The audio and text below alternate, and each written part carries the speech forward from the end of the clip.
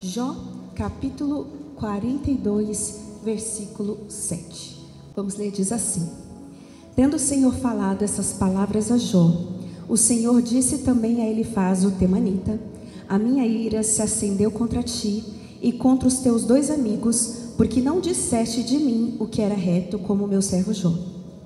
Tomai, pois, 7 novilhos e 7 carneiros, e ide ao meu servo Jó, e oferecei holocausto por vós. O meu servo Jó orará por vós, porque dele aceitarei a intercessão, para que eu não vos trate segundo a vossa loucura, porque vós não disseste em mim o que era reto, como o meu servo Jó.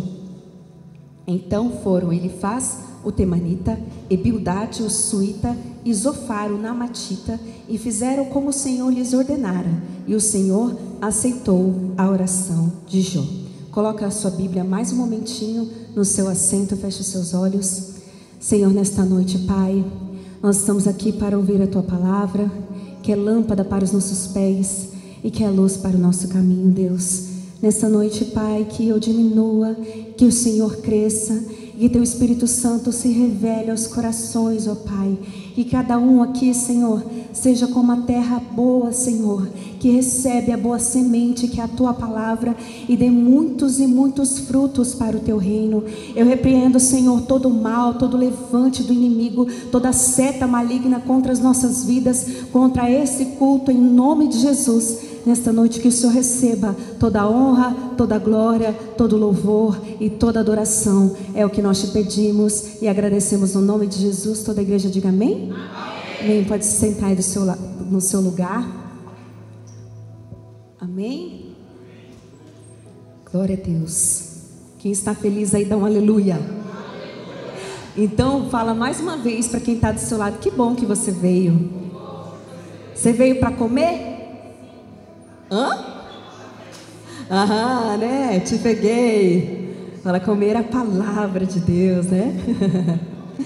A presença de Deus, da presença do Senhor. Amém? E hoje Deus tem um banquete, como nós dissemos aqui no começo, um banquete para saciar a sede da nossa alma. Então aqui nós vamos falar a respeito da vida de Jó. E às vezes nós nos vemos assim, cercados por questionamentos, por provações, por tristezas. Não sei se você já se pegou falando assim: o que eu fiz para merecer isso? Alguém aqui já falou isso? Diga assim. Direto, pastora, né? Não sei se você já se perguntou: Senhor, o que eu fiz para merecer isso? Por que eu estou passando por essa prova? Por que eu estou passando por essa luta? Por que eu estou passando por essa dificuldade? E às vezes a gente não entende. Jó era um homem reto e fiel, muito fiel a Deus. E um dia Satanás se apresentou diante de Deus, né? E Deus falou: você viu como Jó é um homem fiel, um homem justo, um homem que me serve? E aí Satanás disse: ele te serve porque ele tem tudo, por isso que ele te serve. E aí o Senhor permitiu que Jó passasse pela provação das perdas, para que a fé de Jó fosse provada. E às vezes isso acontece conosco. É fácil servir a Deus quando tudo vai bem. É fácil servir a Deus quando você tem saúde, quando você tem o dinheiro certinho na conta. Mas a verdadeira fé, ela se revela no momento da provação. Quem somos nós no momento da luta, no momento do deserto? A gente frutifica ou a gente desiste? E Jó, ele passou por golpes dramáticos na sua vida. Ele perdeu os seus bens, ele enterrou seus 10 filhos e foi atingido por uma enfermidade maligna. Sua mulher disse: amaldiçoa esse Deus e morre, porque você deve ser um homem amaldiçoado de acontecer tanta coisa ruim com você. Então desiste da sua fé. E os seus amigos que viriam para consolá-lo acabaram não trazendo consolo para a vida dele, e sim acusação. E é interessante que hoje eu quero falar sobre os relacionamentos. Por quê? Por onde é que começou a restauração de Deus na vida de Jó? Se você prestar atenção, Jó, ele tinha muitas marcas na sua alma. Os bens, quando você perde os bens, você consegue recuperar. Você trabalha, você recupera. Perder entes queridos faz parte da vida. O nosso corpo foi feito para o céu, por isso que a gente não aceita a morte. Mas mesmo perdendo as pessoas que a gente ama, a gente é obrigado a prosseguir. A gente é obrigado a continuar trabalhando, continuar vivendo ou sobrevivendo sem aquela pessoa que nós amamos. Nós temos que prosseguir. Nós também, às vezes, nos acostumamos a viver sem saúde. Quantas pessoas têm dores todos os dias? Quantas pessoas sentem dores no corpo todos os dias? Quantas pessoas têm uma enfermidade constante, uma enfermidade com que ela tem que lidar? Por exemplo, uma pessoa que tem diabetes, ela tem que lidar com aquela doença, ela tem restrições alimentares. E esses dias eu vi uma mocinha, uma adolescente, ela tem acho que 16 anos, e ela canta para o Senhor, que é a coisa mais linda. Ela tem uma unção. Que menina linda, que menina abençoada. Os textos que ela escreve profundos com Deus. Eu falei, gente, essa menina é diferenciada. O testemunho dela é esse, que ela tem diabetes, que ela toma injeções de insulina, que ela tem que lidar com a doença, que ninguém vê o choro dela, as lutas que ela passa, mas que ela ama o Senhor da mesma forma. Então, às vezes você vê uma pessoa que conquistou tantas coisas, mas a gente não imagina as provações pelas quais ela passa. E às vezes Deus pode curar. Se Deus quiser, Ele ressuscita os mortos. Se Deus quiser, Ele faz o impossível. Mas se Ele não fizer, e se não acontecer do nosso jeito, nós entendemos e amamos a perfeita e boa vontade de Deus para a nossa vida. Então, às vezes a gente é obrigado a conviver com uma doença. A gente convive com uma enfermidade. Você tem que prosseguir, você tem que trabalhar, você consegue conviver. Mas Deus, Ele começa a restauração na vida de Jó, restaurando os relacionamentos quebrados de Jó. Deus poderia começar pela saúde, Deus poderia começar pelos bens, Deus poderia começar dando novos filhos a Jó, Deus poderia começar a restauração por outro lugar, mas Deus começa pela restauração dos relacionamentos com os amigos de Jó, os amigos que vieram para consolá-lo e acabaram trazendo mais peso para Jó e acusação. E por que Deus começa a restauração da nossa vida? Pelos relacionamentos. Porque às vezes você vai para a casa de Deus, você está esperando uma bênção financeira, uma bênção. Todos nós esperamos vitórias. Mas Deus, Ele começa o processo em nós, restaurando relacionamentos. Por quê? Não são os bens que determinam a nossa felicidade, mas são os relacionamentos. Porque com relacionamentos quebrados, com mágoas profundas, você não consegue prosseguir. A sua vida paralisa. Você ficou sem o carro, você anda a pé, você anda de ônibus. Você consegue trabalhar mesmo com a saúde limitada. Você tem que prosseguir mesmo quando você perde as pessoas que você ama. E aqui eu não estou dizendo de intensidade de dor, porque a dor do luto é uma das maiores. A saúde também não é fácil. Mas você não consegue prosseguir na caminhada com Deus com relacionamentos quebrados. E os relacionamentos, eles são tão importantes que, por exemplo, se você imagina, você fala, Deus, eu quero uma mansão, eu quero um carro maravilhoso, mais caro que tem.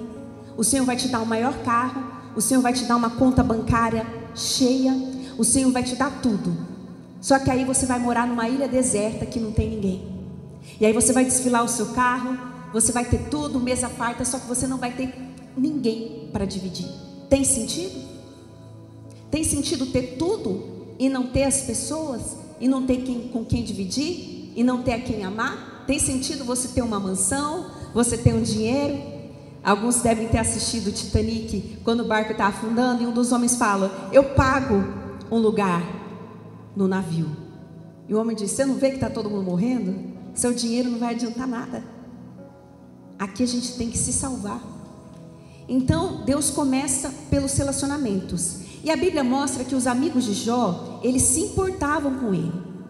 Porque quando eles souberam que Jó estava passando uma grande provação, eles moravam longe.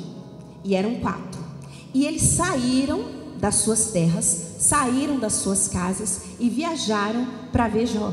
eles eram ricos. E quando eles chegam para ver Jó, porque eles se importavam com Jó, eles eram amigos de Jó, só que eles eram religiosos. E aí quando eles chegam ali, eles ficam tão chocados, porque Jó, a doença que Jó tinha, desfigurou Jó.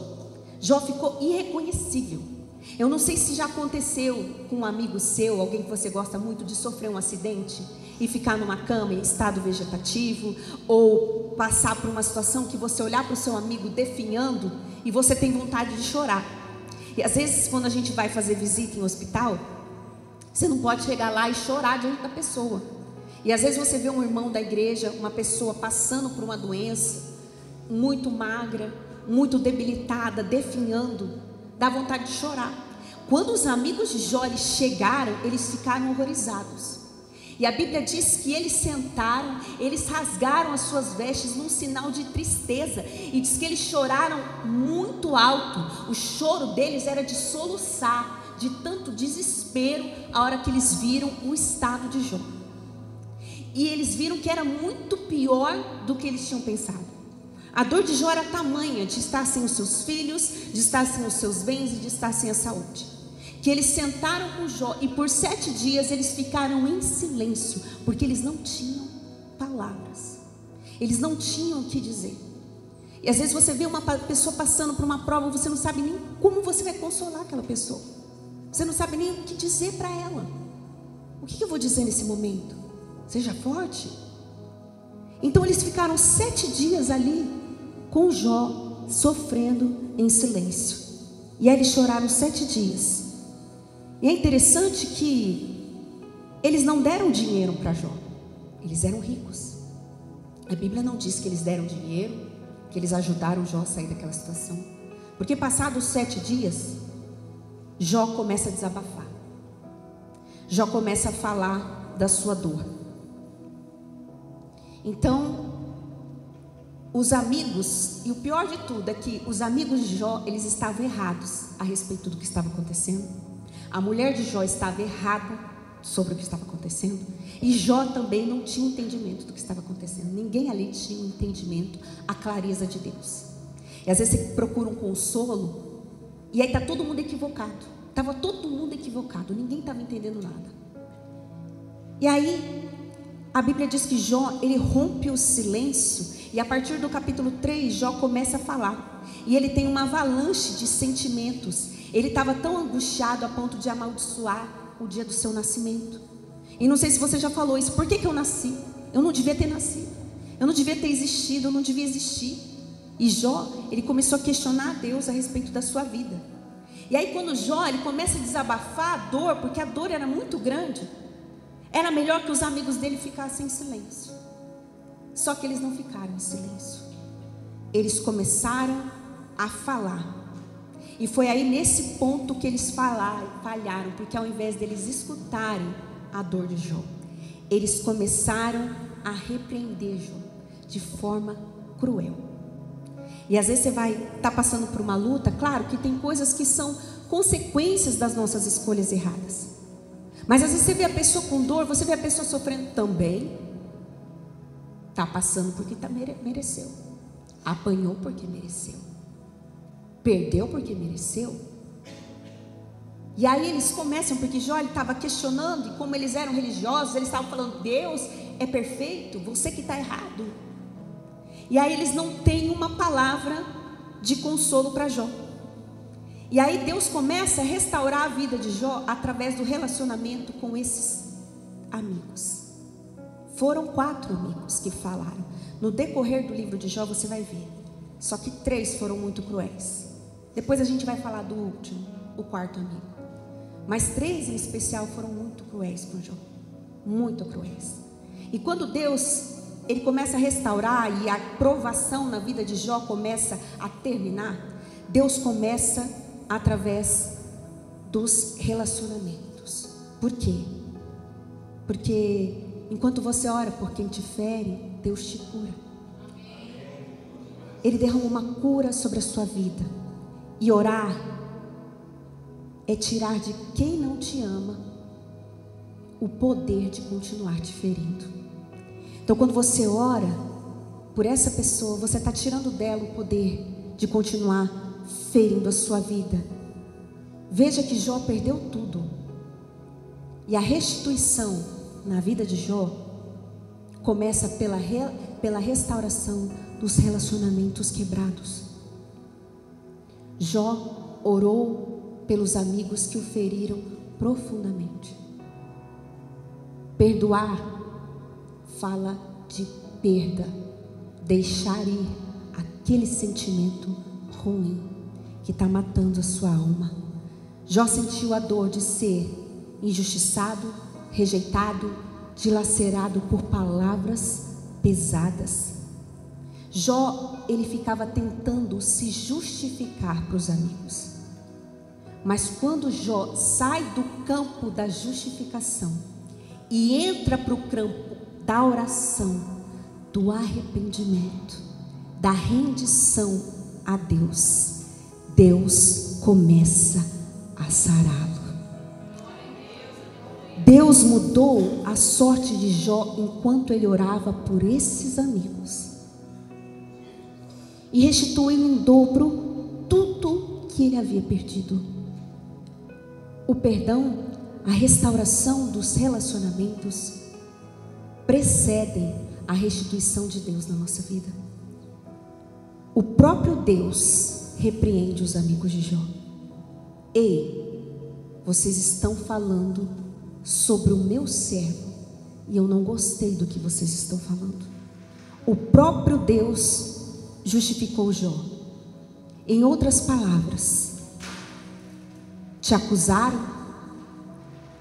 te feriram, mas essas palavras não representam o que eu penso de você. O que importa é que eu te amo, Jó. Você não precisa da validação das pessoas. Buscar agradar ou ficar se comparando com a vida dos outros vai te adoecer. Os amigos de Jó o acusaram com palavras que dilaceram a alma. Mas o que importava é o que Deus pensava de Jó, e Deus amava Jó, assim como Ele te ama. Deus estava dizendo: o que eles estão dizendo de você não é o que eu penso de você, Jó. E o que importa é o que Deus pensa a nosso respeito. E o próprio Deus defendeu Jó, porque Deus amava Jó. A sua justificação vem do alto. Rejeitado pelos homens, mas amado por Deus. Esquecido pelos homens, mas com o nome escrito no livro da vida e com o nome escrito na palma das mãos de Deus. Deus usa Jó para orar por aqueles amigos. Deus usa Jó, um homem falido, um homem doente, um homem entristecido, um homem lutado, para orar por pessoas que aparentemente estavam melhor do que ele. Por quê? Porque não é sobre você. Você não precisa ter para Deus te usar. Você precisa ser um coração disponível para Deus. É isso que você precisa. Mesmo que você seja apenas um barco fracassado, você se disponibiliza para que Jesus possa operar uma pesca extraordinária. Então você não precisa ter.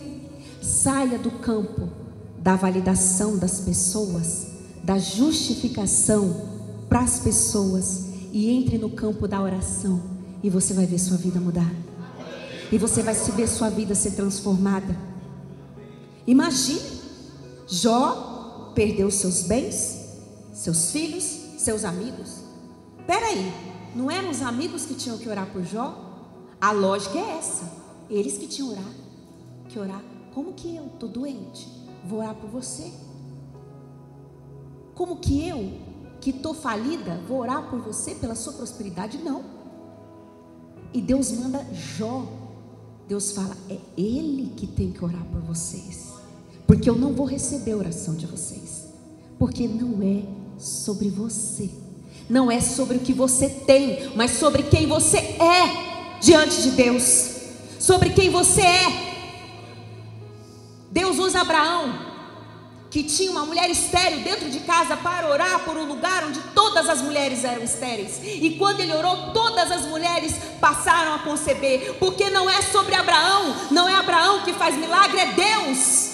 Porque não é você, não é o que você tem, é quem você é diante de Deus. E Deus só precisa de um coração disponível. Aqui nesse altar não tem homens com a vida perfeita pregando. Tem homens que muitas vezes sobem aqui doentes, despedaçados, mas são barcos disponíveis para Jesus pregar, porque Ele muda a sua história. Não é a minha palavra, não é esse microfone, não é esse som, não é essa plataforma que vai mudar a sua vida, não é meu nome que vai mudar a sua vida, não é a minha pregação que vai mudar a sua vida, é o poder de Deus que age aqui nesse lugar.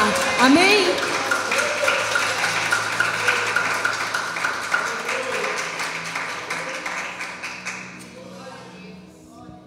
Então quando Deus quer restaurar a vida de alguém, Ele começa restaurando os relacionamentos que estão quebrados, porque eles afetam muito a nossa caminhada. É como se você andasse quebrado por dentro, como se você tivesse morrido por dentro. Enquanto Jó orava pelas pessoas que haviam ferido profundamente, Deus estava curando Jó da dor de ser invisível, de ser incompreendido, de ser rejeitado. Era grande a dor de Jó, e profunda é a dor de se sentir invisível. O que é isso? É ter pai de sangue e mãe de sangue na terra e se sentir órfão. É ter filhos e se sentir estéril, se sentir abandonado e esquecido pelos filhos. É ter cônjuge e se sentir sozinho, se sentir abandonado. Então quando Deus cura alguém, Ele cura o trauma e Ele deixa apenas a cicatriz. O trauma faz com que você sempre se lembre da dor, faz com que você fique remoendo todo o abandono, toda a rejeição que você sofreu, as comparações. Você lembra da dor, cria bloqueios e fica buscando recriar o ambiente de dor. Você continua buscando pessoas que te rejeitam. Você continua buscando isso para a sua vida, para tentar superar aquilo.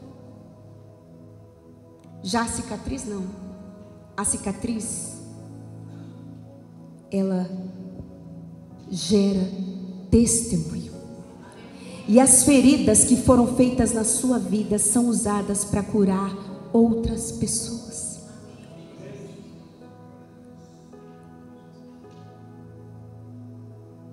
Você esquece, pastora? Não, você não esquece. Mas você para de focar na dor e você começa a focar no milagre que você recebeu.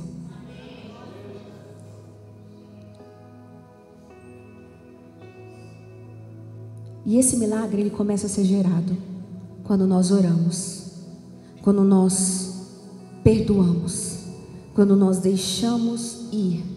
Orai pelos que te ferem, pelos que te maldizem, pelos que te amaldiçoam, porque aí está a sua recompensa. Aí a sua vida começa a ser desatada.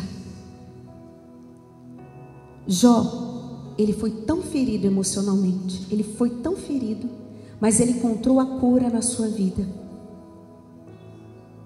no seu relacionamento com Deus, orando. E orando ele descobriu a sua identidade no Pai. Assim você deixará de criar um ambiente de dor e vai passar a gerar um ambiente de cura na sua vida. E aí você entenderá que você não perdeu a amizade de Deus. Jó, ele sentia como se ele tivesse perdido a amizade de Deus. Eu tenho saudade de quando Deus era meu amigo. Você vai entender que você não perdeu a amizade de Deus. Essas dores precisam sim de ajuda psicológica, de ajuda médica muitas vezes, de ajuda física, mas principalmente espiritual.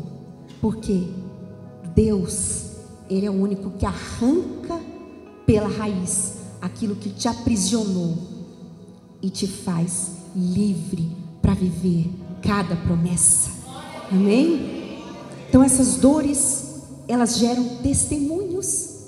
Essas feridas são usadas para curar outras pessoas.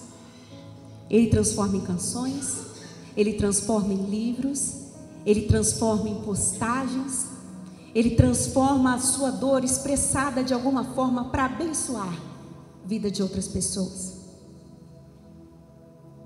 E eu me lembro que eu me sentia no processo de luto pela minha mãe um barco fracassado. Eu não me sentia em condições de pregar. E muitas vezes eu vinha para a igreja com dor na alma, com dores físicas, e eu não entendia como que Deus podia me usar, se eu me sentia horrível, se eu me sentia assim, devastada. E aí eu me lembro que nós começamos uma campanha na igreja, que Deus, foi através de uma mensagem que a minha mãe tinha deixado para mim, que falava que Deus ia transformar a minha dor em milagre. E aí eu lembro que eu estava no altar e tinha uma moça sentada, e ela foi fazer essa campanha.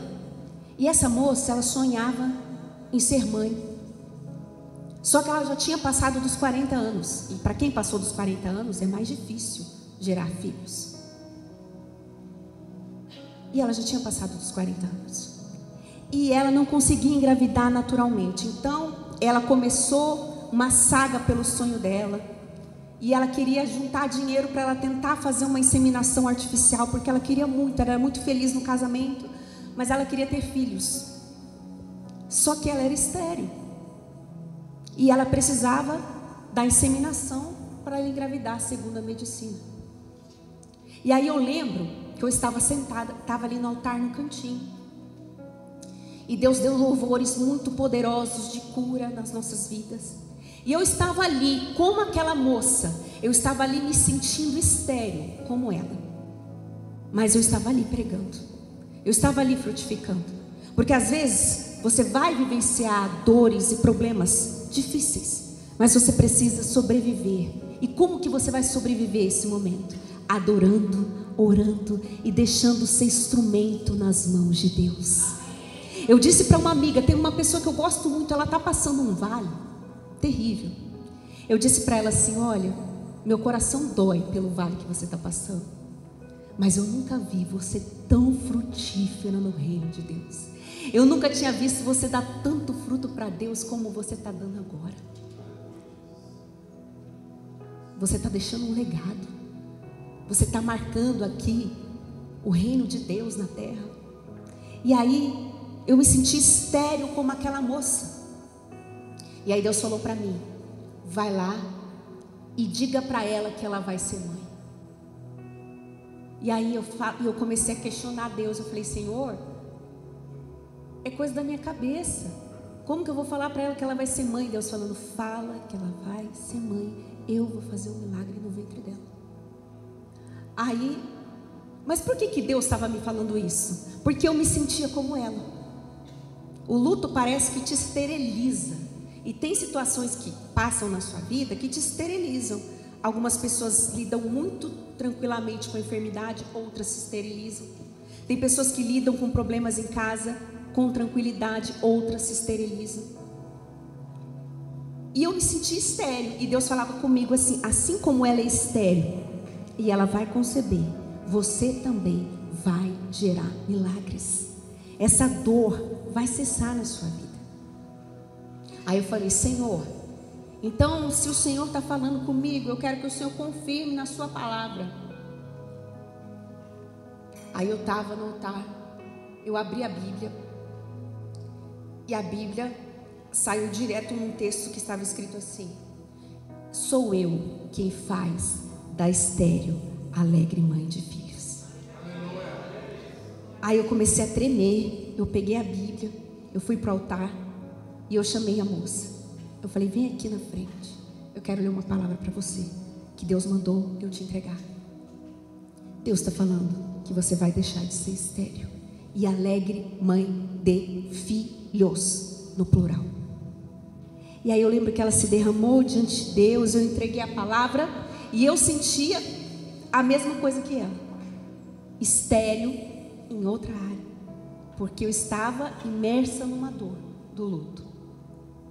E para a honra e glória de Jesus, pouquíssimo tempo depois, ela engravidou de uma menina, depois dos 40 anos. E tem mais, quando a menina estava com 4 para 5 anos, ela está grávida de novo, nasceu outra menina, para a honra e glória de Jesus. Amém?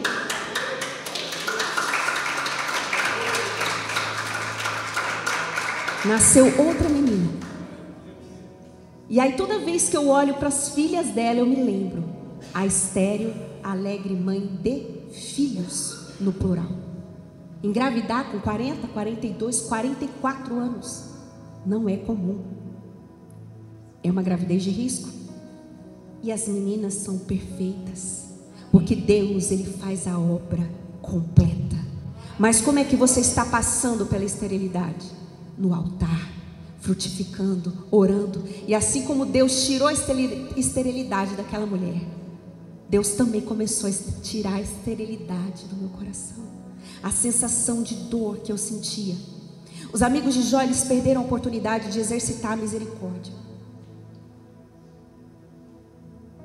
Mas pastor, era tão difícil perdoar o que os amigos de Jó fizeram.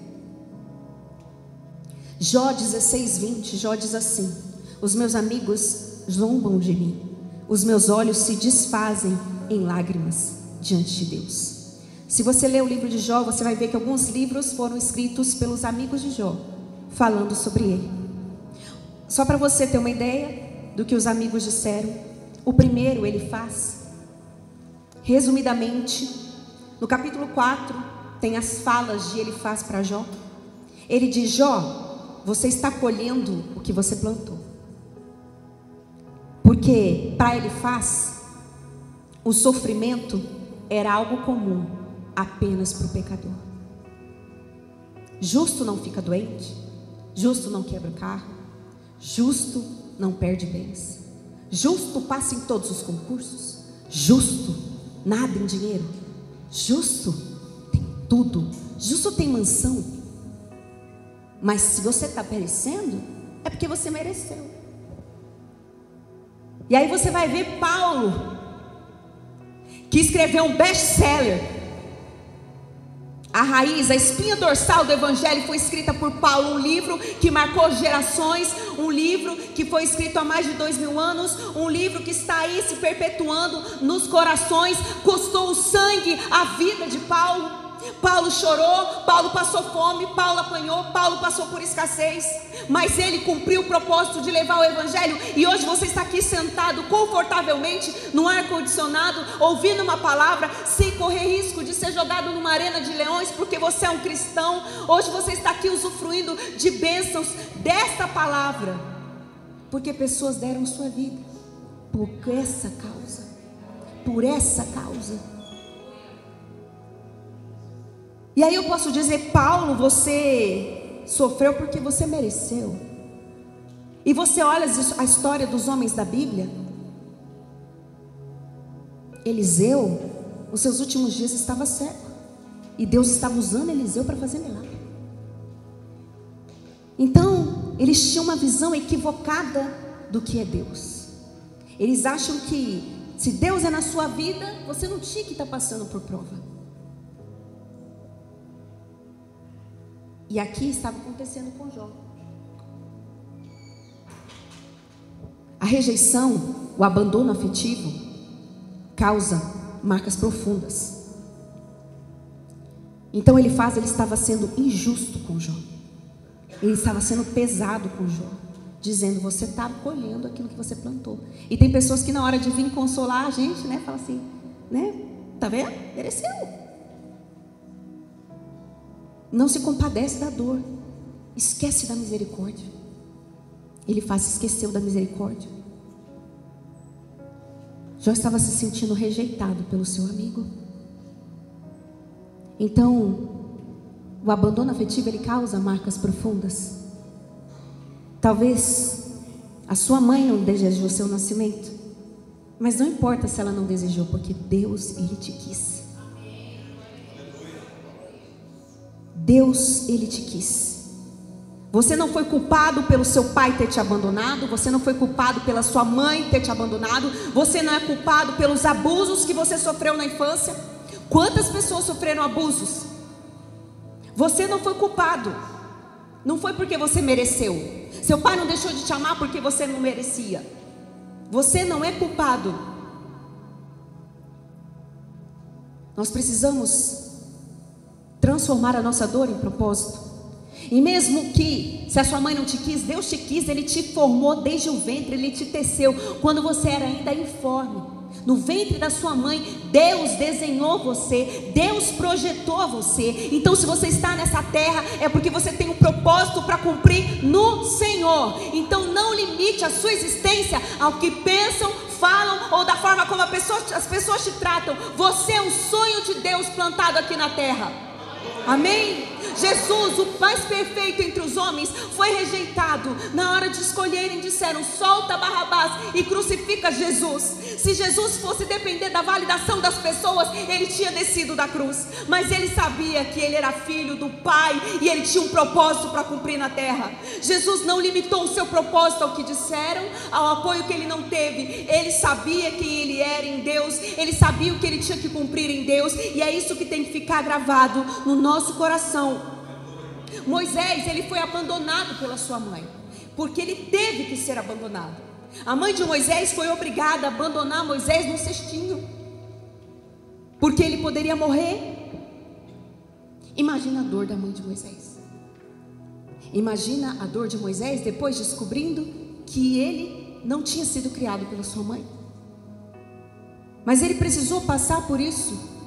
E mesmo Moisés tendo sido abandonado, ele não se abandonou no cesto da rejeição. Ele encontrou Deus. Ele encontrou um propósito. O propósito de Moisés era ser levantado por Deus para resgatar o povo da escravidão. Deus tinha algo grandioso. E através da vida de Moisés, a mãe dele foi salva. Então às vezes a gente não entende. Às vezes o pai que rejeitou aquele filho vai ser aquele filho instrumento de salvação na vida daquele pai. A gente não entende os propósitos de Deus. Bildade era um outro amigo de Jó. Ele dizia assim para Jó: se você está sofrendo é porque tem algum pecado oculto. Inclusive ele chegou ao cúmulo de dizer para Jó, um pai enlutado, que todos os seus filhos morreram porque você fez algo mal para Deus. Você está sendo castigado. Já pensou você dizer no velório de uma mãe: você perdeu seu filho porque você está sendo castigada por Deus? Olha o peso dessas palavras, que dói como a enfermidade, que dói como a perda, que dói. Então não foram palavras simples. Isso está em Jó 8:4. E Zofar, o terceiro amigo, chegou a afirmar que Jó estava sofrendo menos do que de fato ele merecia. E aí Jó começa a desabafar e fala: Jó, você fala demais, você é tagarela. E às vezes tem gente que você ouve os problemas dela, mas quando você vai falar dos seus, ela não empresta o ouvido. Ai, você reclama demais, ai, você fala demais. Jó não conseguia nem desabafar. E Deus, ele trata com esses três amigos de Jó. E tinha o Eliú. O Eliú era o quarto amigo. O Eliú era o mais novo. O Eliú era o mais sensato. Ele demorou mais tempo para falar. Ele ficou esperando os demais falarem.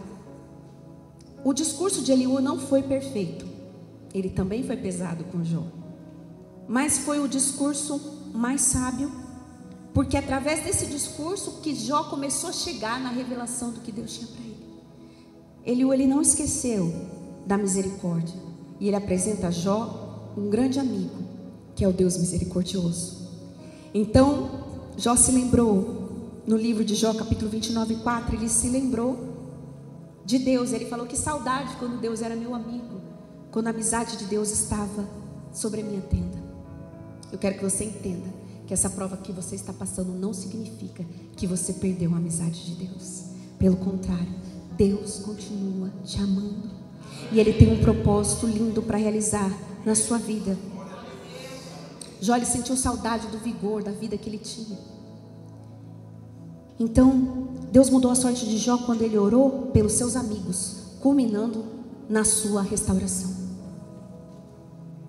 Deus restituiu o que Jó havia perdido.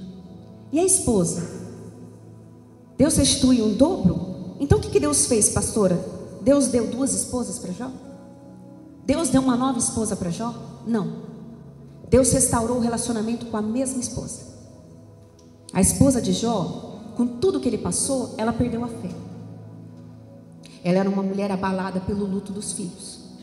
E ela falou: amaldiçoa seu Deus, Jó, e morre. Era melhor que você tivesse morrido do que a gente estivesse vivendo tudo isso. E Deus restaurou o casamento de Jó. E aí que eu sempre falo da importância dos relacionamentos, do casamento. Eu recebo muitas mensagens de jovens pedindo conselho na vida sentimental. E muitos desses jovens às vezes falam assim: fulano me ama, pastora, mas ele quer que eu prove que eu o ame, para eu vá morar com ele, que eu me relacione com ele sem casar. E aí eu preciso provar que eu amo a pessoa. Eu preciso provar que eu amo a pessoa deixando a igreja. Eu preciso provar que eu amo a pessoa indo para o mundo. Quer dizer, o maior homem que provou o maior amor por você foi na cruz, sem nada em troca. Você não tem que provar nada. Quem te ama é que tem que provar que te ama. E quem ama se compromete com você, de verdade. E aí você vai deixar de se comprometer com Jesus por uma pessoa que só quer te usar? Por isso da importância do relacionamento. Então quando você coloca a carência e a paixão acima dos princípios, acima dos valores, dos seus valores de entregar tudo a quem não te oferece nada, a quem te oferece resto, você acaba se anulando completamente para que a outra pessoa possa viver. E é muito importante você se casar na direção de Deus, com alguém que você tem admiração, que você tem amizade, que ame a Deus, porque Deus, Ele ama a família. Deus não aprova o divórcio. Então por isso que você tem que pensar antes de você se casar. Você tem que orar e pedir direção de Deus, porque você não vai trocar de casamento. Deus, Ele tem princípios na sua palavra. Então se o namoro é ruim, não avance para o casamento. Não avance, porque vai ser pior do que o namoro.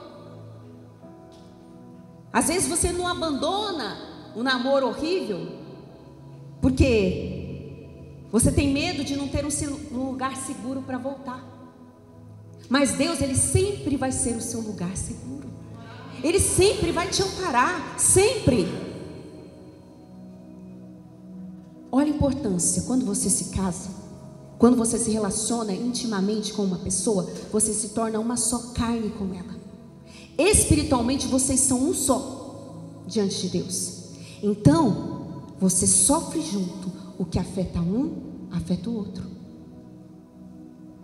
O inimigo, para ser provada a fé de Jó, ele podia tocar nos bens, nos filhos, na saúde, mas ele não podia tocar na alma de Jó. Por isso que o inimigo não tocou na esposa de Jó, porque eles eram uma só carne. O inimigo não podia tocar na sua esposa, porque eles eram um só. Entenda a importância. Então Deus ama e abençoa a família.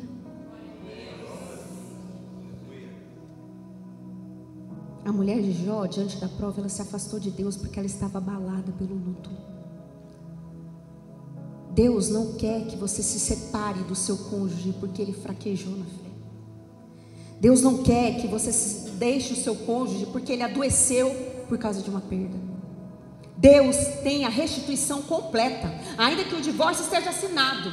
Eu já vi Deus fazer um casal casar novamente, já estava separado no papel, porque Deus ama a família, e Deus restaura a família, e Deus abençoa o casamento.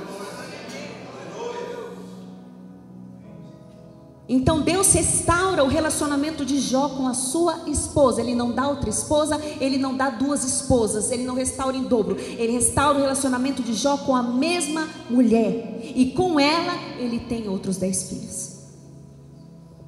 Porque Deus, Ele é capaz de restaurar o amor que até mesmo parecia ter morrido. Deus é capaz de restaurar. Deus é capaz de fazer coisas tremendas. Então a importância de quando você se casa. Então um dos critérios que você tem que ter, tem muitos critérios. Tem que ser uma pessoa trabalhadora, uma pessoa verdadeira, uma pessoa que te trata bem. Gente, quantos casos nós temos visto de mulheres que têm apanhado, têm sido espancadas. Meu Deus do céu! Quantas mulheres adoecidas, dependentes de homens tenebrosos, aprisionadas. É triste você ver isso. É triste. Na primeira levantada de voz, na primeira agressão, é a hora de você se posicionar. E a gente vê pessoas adoecidas. E muitas vezes as pessoas não enxergam um critério espiritual na hora de fazer a sua escolha. Não enxergam. Esses dias do feriado, a gente emendou o feriado de segunda-feira, eu fiquei atacada de alergia, meu nariz trancou, não estava muito legal, me sentindo um mal-estar. E aí a gente ia orar pelo culto, interceder. E aí, essa madrugada, às 3 horas da manhã, estava lá eu orando de joelhos na sala, meu filho orando de joelhos na sala, meu marido orando de joelhos na sala, os 3 chorando na presença de Deus. E quando eu olho para o meu esposo, eu olho para o meu filho, eu falo, foi isso que eu sonhei. Mais do que um marido que tem dinheiro, que tem isso, alguém que ame a Deus, que honre a Deus. Porque na hora do sufoco, na hora que você está lá doente, na hora que você está debilitado, Ele está ali chorando com você, Ele está amando a Deus com você, Ele está servindo a Deus com você na prova. E nós estávamos juntos, às 3 da manhã, os 3 intercedendo, os 3 servindo a Deus juntos. É sobre isso, é sobre companheirismo. E se alguém não respeita os valores de Deus, então essa pessoa não vai te respeitar. É Deus, igreja, que faz sobre a nossa vida. Mas muitas vezes as pessoas estão adoecidas pela comparação. A rede social é triste também por causa disso. Muitos adolescentes estão sendo tirados porque eles não têm estrutura. Eles começam a comparar a vida com o amiguinho, eles começam a adoecer. Porque aquilo ali não é realidade. Curtida não é amizade. Seguidor não é amizade. O maior homem do mundo só teve 12. E na hora da morte quem ficou? Então às vezes você fica ali. Se aquilo te faz bem, é saudável. Porque ali eu uso para evangelizar, pastora. Eu gosto de me comunicar. Eu trabalho, amém, é bênção. Essa ferramenta é uma bênção. Você tem um púlpito ali internacional. Coisas que aqueles homens não tinham. A notícia tinha que chegar boca a boca, tinha que chegar por carta. Você tem. Agora, se aquilo ali postar uma história da sua vida para gerar espectadores e te fazer ficar irado porque não curtiu, porque não mandou coração, porque a sua vida não está tão boa quanto a do outro, então saia. Viva no off, mas viva. Pare de se preocupar com a opinião de quem não vai mudar a sua vida.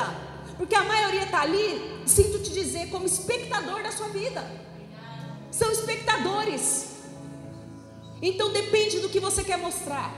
Agora não fique esperando que as pessoas vão curtir porque elas são amigas. Às vezes elas não curtem mesmo, porque elas não gostam mesmo. Então isso adoece a gente, essa comparação. A gente tem que pensar o que Deus quer da gente e usar essa ferramenta para fazer bem para a gente. Se tu não está te fazendo bem, então tira, viva no off. Mas se isso está te adoecendo, hoje eu estou chateada com o Marcos porque ele não curtiu a minha postagem. Nem vou dar paz ao Senhor para ele. Assistiu e não curtiu, não me deu parabéns. Às vezes, meu irmão, ele está rolando lá, ele está assistindo tudo e não está vendo nada. Adolescente faz isso, sabia? Eles veem 200 vídeos e você pergunta para ele o que ele viu, ele não lembra de nada. Porque fica viciado naquilo, no vídeo curto, no vídeo rápido. Às vezes ele nem viu, ele passou. Então a gente não pode se prender a isso. Tem uma cantora,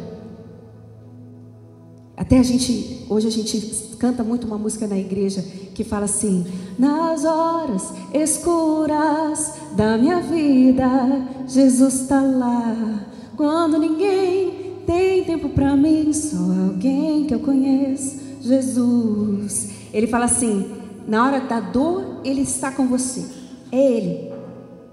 Então, se você buscar a validação das pessoas, você não vai fazer mais nada. E tem uma cantora que ela gravou, ela tem umas canções lindas.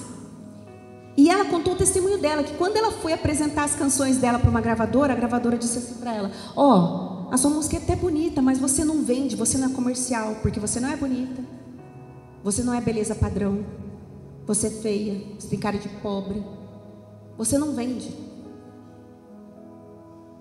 Então, se ela fosse pela opinião, por quem disse que ia vender, ela não fazia mais nada para Deus. Quantas pessoas escreveram coisas lindas para Deus, porque escreveram para Deus, estão guardadas. Quantas pessoas cantam lindamente, pregam lindamente, e que são tesouros que não são conhecidos por ninguém, mas são conhecidos por Deus. Deus guarda tesouros nos seus porta-joias, que a gente só vai conhecer lá na eternidade. Nem tudo que Deus ama está exposto. E ela não se importou com aquilo. Ela continuou louvando, continuou adorando Deus. Tem muitos deles que vão louvar nas praças, evangelizar na praça, porque eles não precisam de validação das pessoas. E hoje as músicas que Deus entrega para ela abençoam muitas vidas. E ela tem uma música que é muito bonita, que ela fala: eu vou viver a totalidade da promessa de Deus na minha vida. E aí ela fala assim: eu vou viver, e ela está vivendo, porque Deus que prometeu, não esperou do homem. Aí eu ficava pensando na restituição de Jó. Eu sempre parava e pensava, como é que Deus pode restituir em dobro tudo que Jó perdeu? Porque os bens você recupera, saúde você recupera, mas é saúde emocional. E os filhos eles são únicos, não tem como restituir um filho. E aí Deus começa restaurando o relacionamento de Jó com seus amigos que o feriram muito. Porque esses amigos que eram religiosos, eles não entendiam de Deus. E aí esses 3 amigos, porque foram 4, mas eu disse que o Eliú, ele foi mais brando, ele foi mais sábio.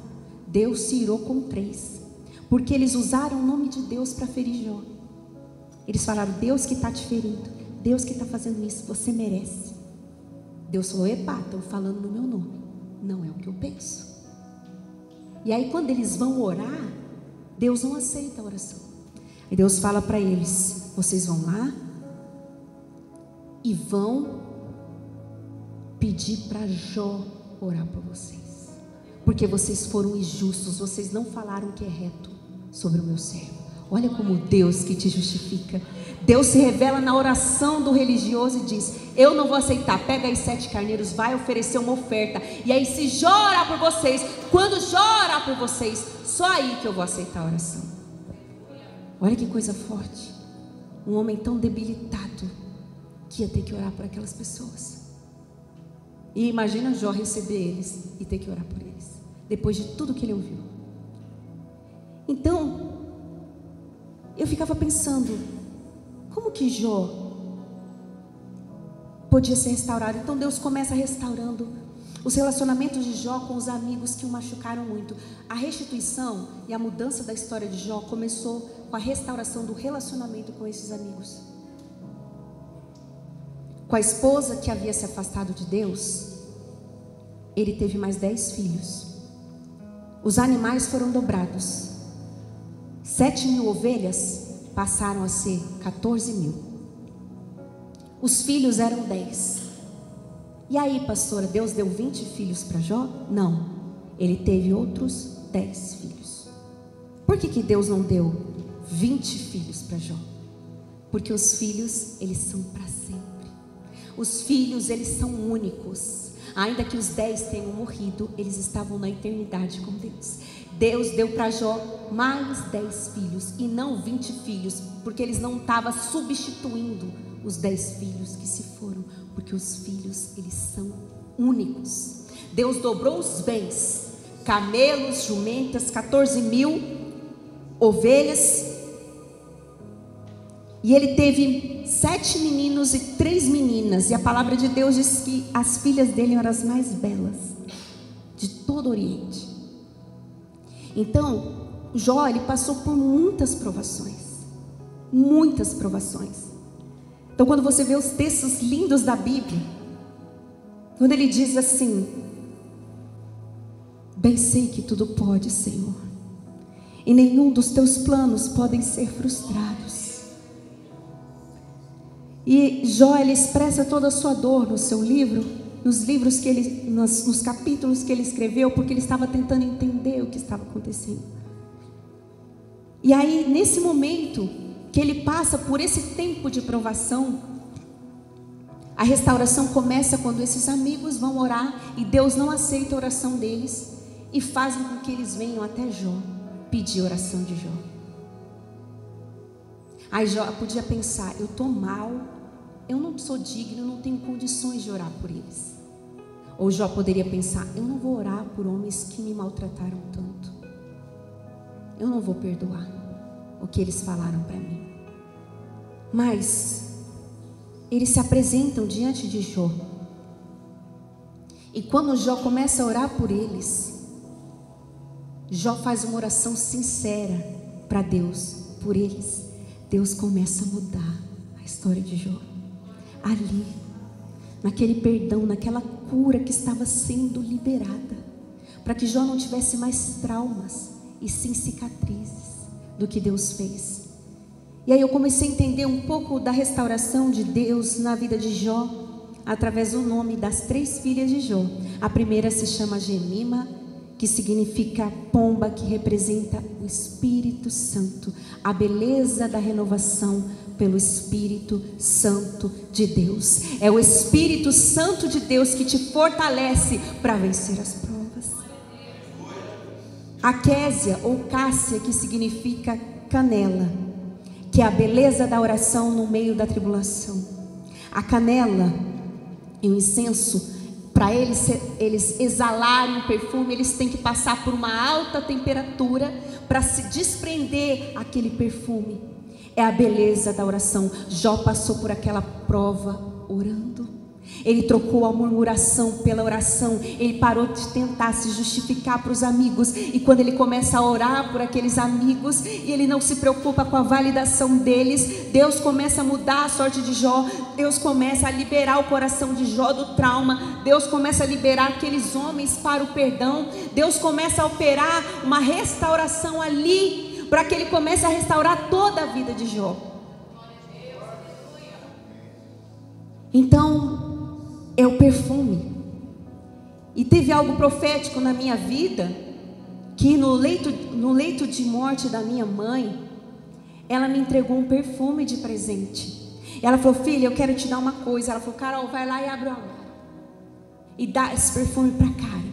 E foi engraçado que ela olhou para Carol, olhou para Cassi, como toda mãe, né? Depois eu dou um para vocês. Mas ela sabia que ela estava partindo. E ela me entregou aquele perfume que era o nosso perfume favorito em comum. E aí eu entendi o que ela estava dizendo ali. Deus estava dizendo atrás dela: não perca a essência de Jesus. Não perca o perfume de Jesus. Não deixe a dor, a prova tirar a essência de Jesus da sua vida. Aonde você chegar, que você seja a presença de Deus, que você seja a alegria de Deus, que você seja a vida de Deus. Quando ela me entrega aquele perfume, ela estava dizendo: continue perfumando o ambiente aonde você passar. Continue levando a presença de Deus. Continue levando o perfume de Deus, porque é isso que ela deixou. E é isso que eu quero deixar. É isso que nós temos que deixar. O perfume na vida dos nossos filhos, o perfume na nossa casa, a presença de Deus. Não deixe nada tirar esse brilho de você.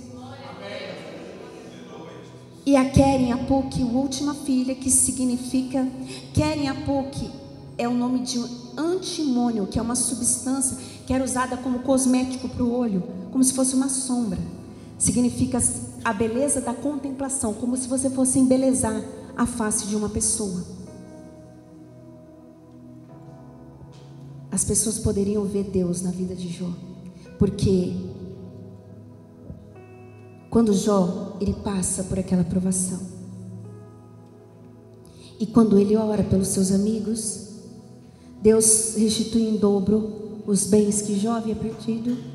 Deus restaura o relacionamento com a sua esposa, e ele tem mais 10 filhos com ela. Deus restaura a saúde de Jó.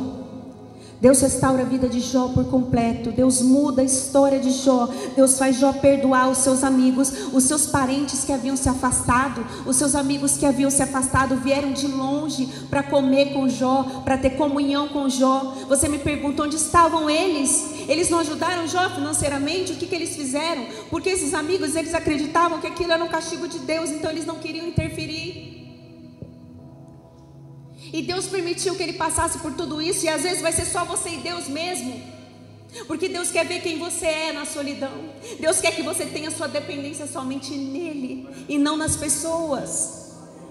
E aí cada parente dele traz um pendente de ouro, traz presentes para Jó, comem com Jó e fazem-lhe uma festa de restauração. Então querem o que significa a beleza de enxergar Deus na vida de Jó. E as pessoas passaram a enxergar Deus na vida de Jó. Às vezes as pessoas não entendem, porque elas medem o seu sucesso pelos seus títulos, pelos seus bens. Mas lá no céu as pessoas terão muita surpresa, porque para Deus pedra na coroa não são títulos, são almas que você ganha para Jesus. São almas. Então Deus, Ele honra aqueles que o honram. Para Deus é diferente, não é a balança do mundo, não é o que o mundo considera importante. Então, quando o ourives ele vai colocar a prata no fogo, ele cuida para ela não se consumir. Ele só sabe que ela está pronta quando ele consegue enxergar a sua imagem refletida nela. E assim Deus, você vai estar pronto quando Ele começar a enxergar, se enxergar em você. Você começar a refletir a presença de Deus. Você foi abandonado pelos seus pais, mas você é uma pessoa que ajuda crianças que foram abandonadas e ora por crianças e ama crianças. Nas áreas onde nós somos feridos, Deus transborda cura na vida de outras pessoas. Então quando eu orava por um enlutado, eu conseguia entender o que ele estava passando e sentindo. Porque quem foi abandonado entende a dor do abandono, consegue compreender, mas não deixa essa dor te fazer refém. Não fique cultuando esses traumas, mas cultue o que Deus pode fazer através disso que você passou. Então quando Jó ele vence essa prova, ele diz para Deus: Senhor, antes eu só te conhecia de ouvir falar, mas agora, Senhor, os meus olhos te veem. Jó viu Deus, Jó enxergou Deus, Jó enxergou a beleza de Deus, Jó enxergou que tudo que ele tinha, esses bens dessa terra, você vai deixar, você não vai levar nada no seu caixão, nada, nem os seus títulos, tudo será esquecido. Você será lembrado por pouco tempo, só pela geração que te conheceu. Então você vai ver que isso não é nada. Mas você ter a oportunidade de nessa terra enxergar o céu é grandioso. Você ter uma experiência com Deus, você passar por essa terra aqui levando um pedaço do céu. Jó só conhecia Deus de ouvir falar. E quantos só conhecem Deus que ouvem falar? Só conhecem Deus o testemunho das outras pessoas, mas nunca viram Deus, não sabem quem é Deus. Então Jó, nas suas 3 filhas, com esses nomes proféticos, ele estava simbolizando o que a aprovação transformou em Jó: cicatrizes e testemunhos. E por que Deus deixou isso na Bíblia? Para nos ensinar que as provas na sua vida não significam que Deus não te ama e que você perdeu a amizade de Deus. Deus deixou esse livro para você entender que o justo também sofre, mas ele não é abandonado por Deus. Deus deixou esse livro para você entender que toda dor tem um propósito na sua vida. Deus deixou esse livro para você entender que por pior que seja a sua situação, pior que seja o seu cativeiro, Deus pode mudar a sua história do dia para a noite, fazer tudo novo, restaurar tudo que havia se perdido. E principalmente Deus deixou esse livro para você entender que a restauração na sua vida não começa por bens, não começa por você, começa pelos seus relacionamentos. Deus cura relacionamentos, Deus restaura, porque o seu relacionamento com o próximo reflete o seu relacionamento com Deus. Então é como você se relaciona com as pessoas que você prega o evangelho.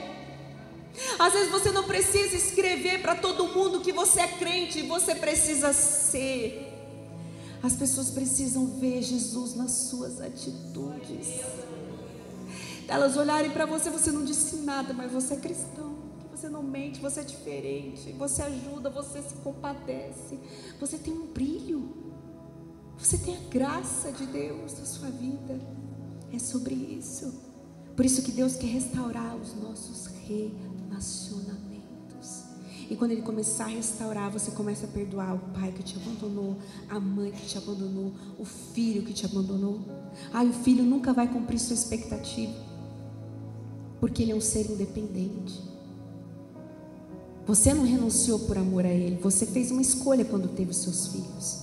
E a gente não pode responsabilizar os nossos filhos, porque nós escolhemos ter filhos. Nós temos que orar pela restauração deles.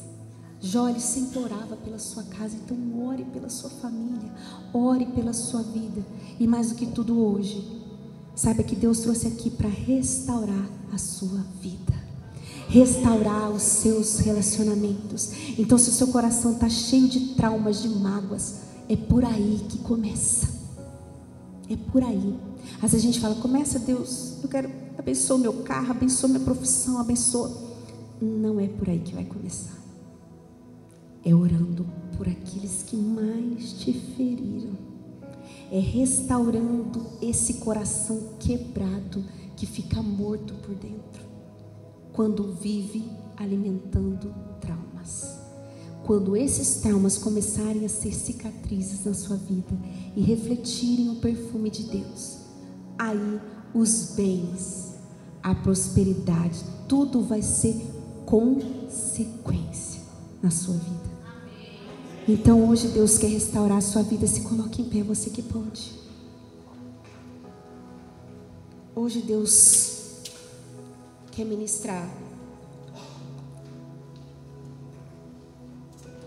na sua vida uma cura, uma restauração. Às vezes você pode pensar assim: ai pastor, o meu maior problema é a minha saúde, o meu maior problema é financeiro. Mas você já percebeu que quando uma pessoa ela tem a oportunidade de partir de um hospital, e quando ela sabe que ela está indo embora, o que ela pede? Traz aqui meu celular, traz aqui minha carteira. Não, ela pede para falar com pessoas que ela estava resolvida. Ela pede para falar com pessoas que ela precisa perdoar, porque ela sabe que ela precisa se encontrar com Deus. Quando a pessoa sabe que está partindo, ela quer ficar perto das pessoas que ela ama, porque nada mais importa. E verdadeiramente não importa, porque os nossos dias estão contados aqui na terra. A nossa vida não é aqui, igreja. Aqui é só um estágio para a eternidade. Então é importante você estar restaurado, você ter um coração curado diante de Deus. E quando Deus olhar para você, vai ver um coração curado e transformado. E quando você chegar no céu, Deus vai ser familiar para você, porque você já tinha visto. Você não conhecia só de ouvir falar. Você não foi um religioso, como Ele faz, como Zofar, como Bildade. Eu não sei se algum desses homens já tinha ouvido a voz de Deus. Eles eram religiosos, mas por causa do que Jó passou, quando eles vão orar, Deus fala com ele por causa de Jó. E talvez foi a única experiência que eles tiveram, foi ali que eles conheceram Deus, porque eles estavam sendo injustos. E talvez essa pessoa que te feriu, esse parente seu, só vai conhecer Jesus porque ele te feriu. E através disso ele vai ter oportunidade de conhecer a Deus, de ser sarado, de ser restaurado. Porque talvez o encontro que ele vai ter com Deus vai ser para Deus falar com ele, para se reconciliar com você. Então tudo na nossa vida tem um propósito. Todas as perdas, tudo que nós vivemos.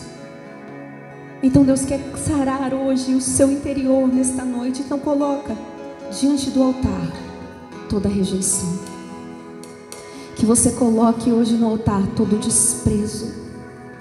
Porque ser abandonado pelos pais, ser privado, crescer num lar desestruturado, causa feridas e traumas que vão se perpetuando na sua vida.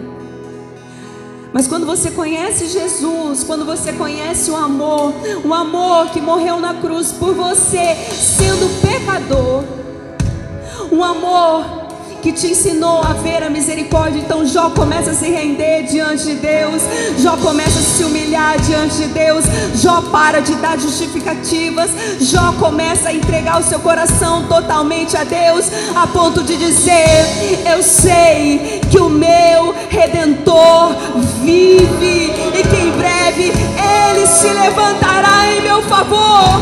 Essa prova vai passar, os bens vão passar, as coisas dessa terra vão passar, mas o que eu tenho com o Senhor não, a sua palavra nunca vai passar. As suas promessas permanecem vivas sobre a sua casa, sobre a sua família. Então hoje eu te convido, desprende aqui hoje, desprende aqui nesse altar, desprende do seu coração toda tristeza, desprende do seu coração o que está te preocupando. Não, o seu maior problema não é financeiro, não, o seu maior problema não é a sua saúde, não, porque muitas enfermidades são emoções adoecidas, são emoções represadas, são raivas não digeridas, são problemas não processados dentro de você. Então hoje é o momento de você entregar no altar do Senhor, porque Ele é poderoso para remover pela raiz toda dor que te causaram e trazer uma nova história na sua vida, porque Ele é Deus que cura as enfermidades da alma. Ele é um Deus que cura, que restaura, que restaura relacionamentos e nos sara, e nos sara, e nos sara. Então hoje deixa no altar de Deus todas as pessoas que te feriram, todos os relacionamentos mal resolvidos na sua vida, toda dor que você não conseguiu processar. Hoje o médico dos médicos está aqui, aleluia, oh glória a Deus, aleluia, aleluia, aleluia. Hoje o médico dos médicos está aqui, e Ele vai começar a juntar os pedaços, e vai começar pela restauração dos relacionamentos que estão quebrados na sua vida, para te restaurar, para te renovar, para te curar, aleluia, aleluia. Então hoje eu te convido, coloca no altar do Senhor os seus pedaços. Eu só tenho pedaços. Coloca os seus pedaços, coloca os seus pedaços, coloca aquele relacionamento que você não conseguiu superar, coloca a dor que você não conseguiu superar, coloca o peso que você está carregando hoje, coloca aí no altar de Deus, e Ele vai te restaurar. Esse louvor não é uma música, não é uma cantoria vã, não. É um momento profético nas nossas vidas. E sabe, igreja, quando eu vivencio um momento de tristeza, algo que é terapêutico na minha vida, que é libertador, eu começo a colocar canções no fone, eu começo a ouvir louvores que me conectam com Deus, que me levam até Deus. E ali eu consigo sentir a presença, a cura me invadindo. Então começa a encher sua casa de louvores, porque os louvores, eles não são apenas canções, os louvores são armas no mundo espiritual para quebrar a opressão sobre a sua casa. Coloca louvores, começa a se ligar com Deus, começa a adorar a Deus, e você vai ver o céu começar a invadir os cantos escuros da sua alma, trazendo libertação, trazendo restauração. E assim Deus tem me levantado, e assim Deus vai te levantar também. Então entrega hoje os seus pedaços para Deus. Diga para Ele: em pedaços minha alma estava, mas por tua graça refeito sou, sem nada em troca, fui resgatado, me libertou,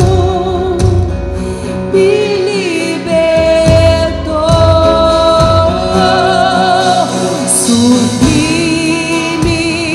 graça, doce o som.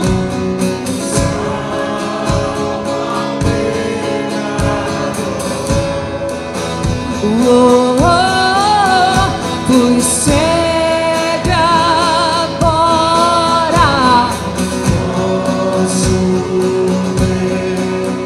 perdido e me encontrou. De igreja, agora eu posso ver, como já viu, eu posso ver seus olhos de amor, para que eu possa viver.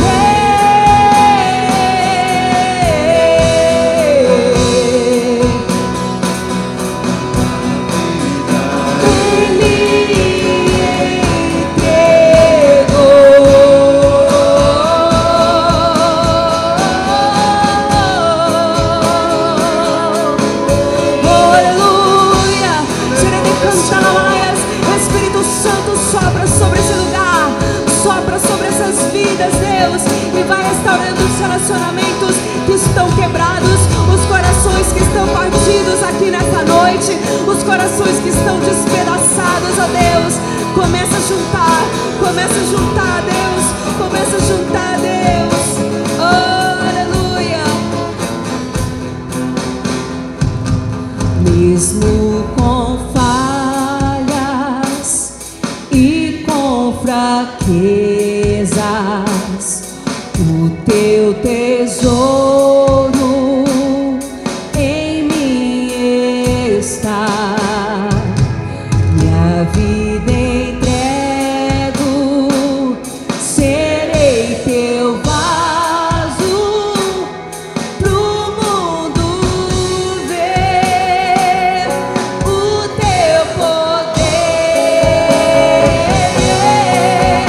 Sublime graça, doce o som.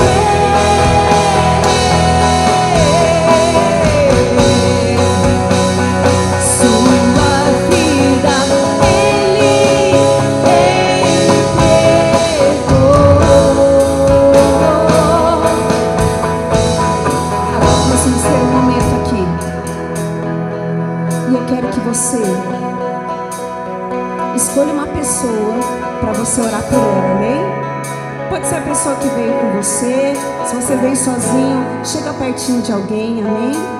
Porque Deus está restaurando relacionamentos aqui nesse lugar. Se você veio com a sua família, abraça a sua família, porque Deus está liberando curas aqui nessa noite, amém?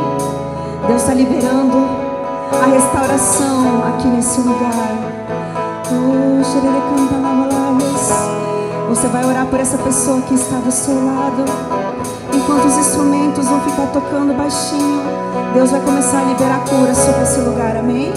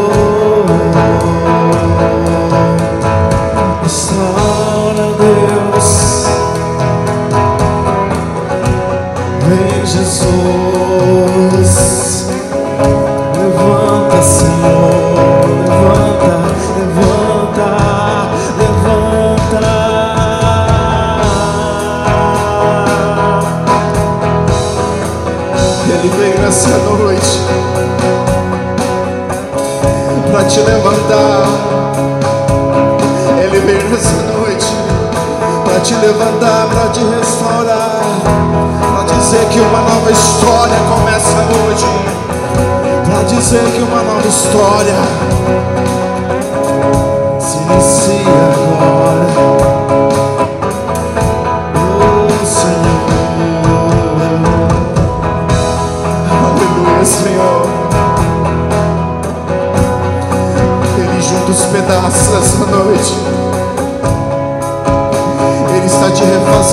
nessa noite. Aleluia. Oh, Senhor.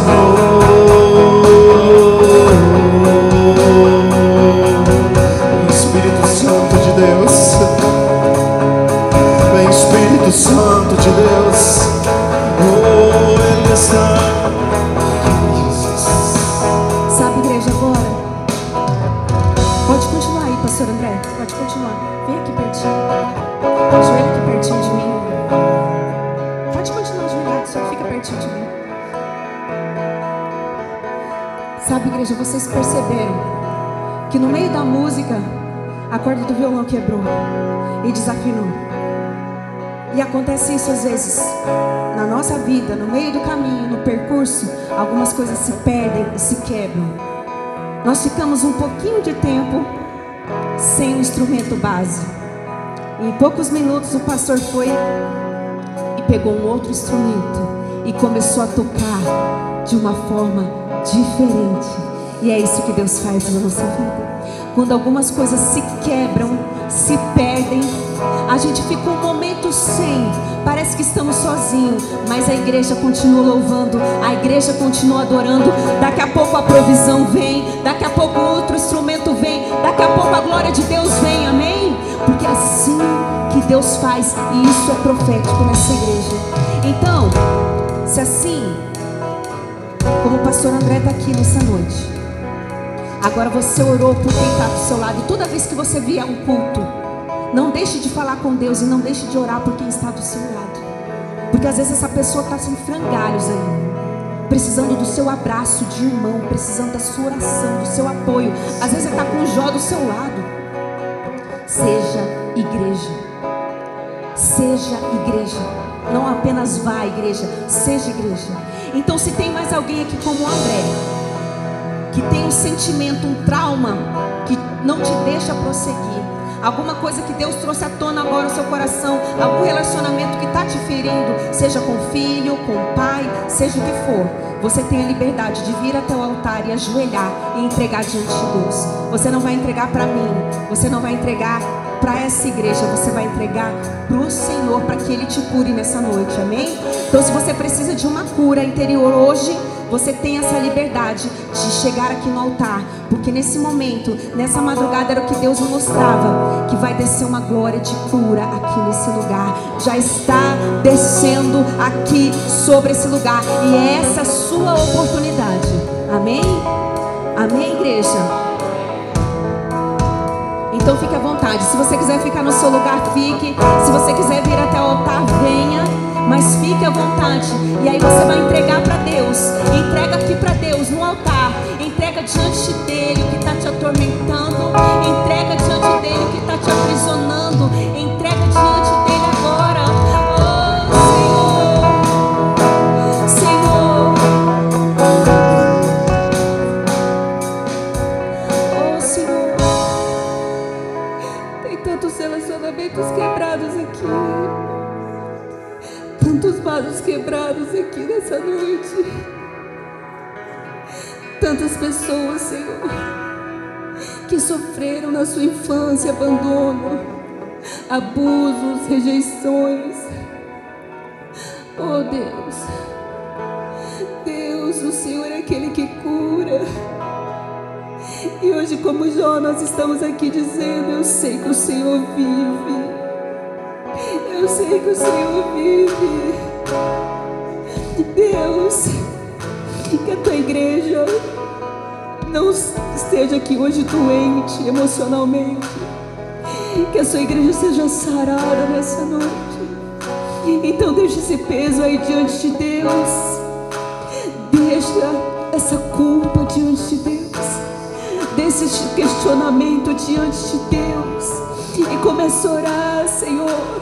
Começa a orar por aqueles que estão te ferindo, começa a orar por aqueles que te adoeceram emocionalmente, começa a orar, e o amor de Deus poderoso vai invadir a sua vida.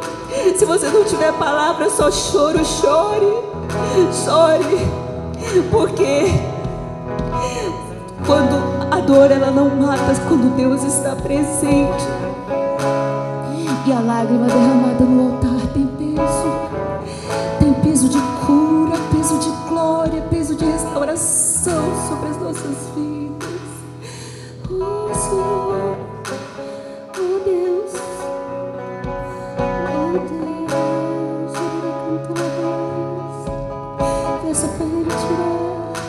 Peça para Ele tirar, peça para Ele te envolver. Aleluia, aleluia. Cheiro de palavras. Oh Deus, cura, Senhor. Você é o filho amado do Pai. Seu pai não te amou, mas eu te amei. Seu pai te rejeitou, mas eu não te rejeitei, filho. Eu não te rejeitei, filho. Eu te amei, eu te amei, eu te amei, eu te amei, eu te amei, eu te amei.